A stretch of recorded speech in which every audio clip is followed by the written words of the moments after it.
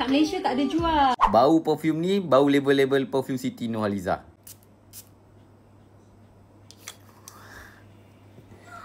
Luxurious Sap Roses by Blanco. Semalam saya scroll TikTok, jumpa satu video Siti Nurhaliza cakap dia suka bauan perfume LTTV.